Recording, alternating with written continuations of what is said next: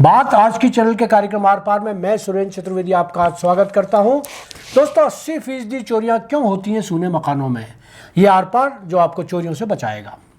कुछ नए विषय पर जन उपयोगी ब्लॉग लिखना हर किसी पत्रकार के वश की बात नहीं।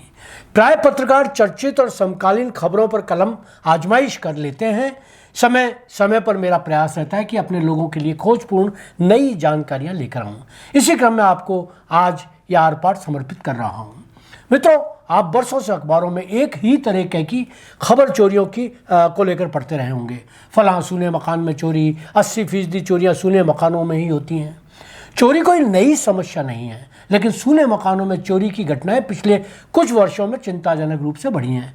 गांव हो या शहर, कस्बा हो या महानगर, जहां घर कुछ दिनों के लिए खाली होते हैं वहां चोरों के लिए बेहतर अवसर पैदा हो जाते हैं।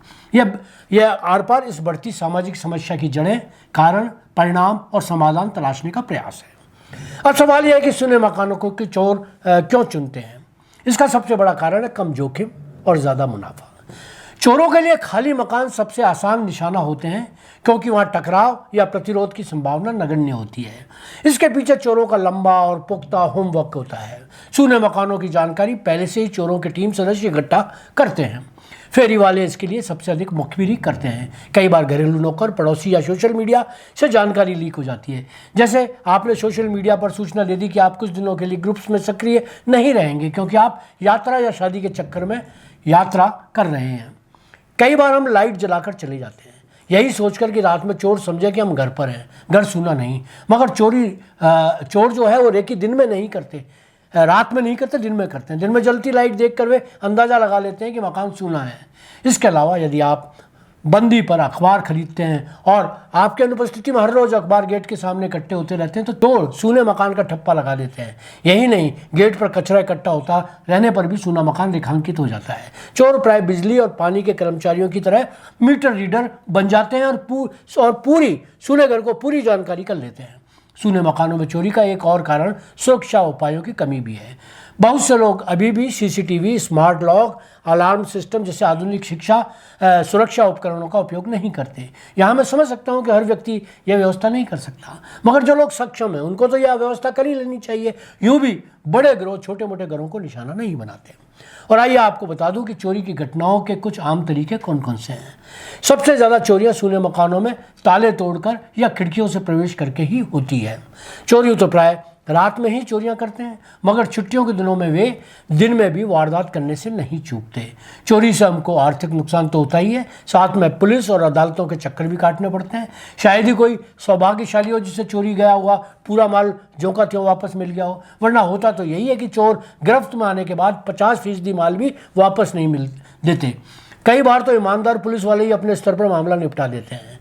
जब शहर में चोरियों की खबरें फैलती हैं तो लोग अपने ही घर में असुरक्षित महसूस करने लगते हैं। बच्चों और बुजुर्गों पर इसका गहरा प्रभाव पड़ता है।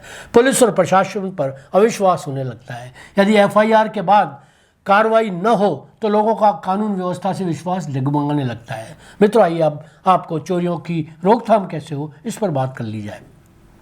यदि आप सक्षम व्यक्ति हैं तो आपको अपने घरों और व्यापारिक संस्थानों पर स्मार्ट सिक्योरिटी सिस्टम की व्यवस्था करने में चूक नहीं करनी चाहिए। सीसीटीवी कैमरा, स्मार्ट दरवाजे, मोशन सेंसर लाइट्स आदि व्यवस्थाओं से हम सूने मकानों और संस्थानों को चोरियों से बचा सकते हैं। यहाँ एक सावधानी आपको और बरतने की सलाह दूंगा। पड़ोसियों को सूचित करना यद्यपि अच्छी बात है और यात्रा पर जाते समय आस पड़ोस में सूचना देनी ही चाहिए, मगर भरोसेमंद लोगों को ही सूचित करने का ध्यान रखें।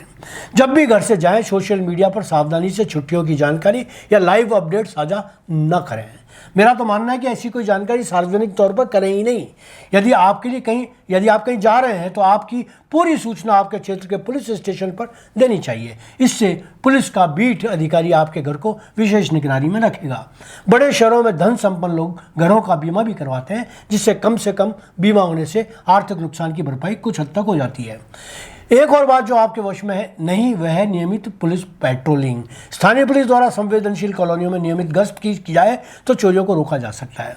सूने मकानों में चोरी अब केवल एक पुलिस रिपोर्ट का मामला नहीं रहा है, यह सामाजिक और मनोवैज्ञानिक सुरक्षा का मुद्दा बन चुका है। तकनीक, सतर्कता और समुदाय की एकता से इस समस्या से निपटा जा सकता है। हर नागरिक की जिम्मेदारी है कि वह अपने और अपने पड़ोसियों की सुरक्षा में सजग भूमिका निभाए। आज इतना ही, धन्यवाद।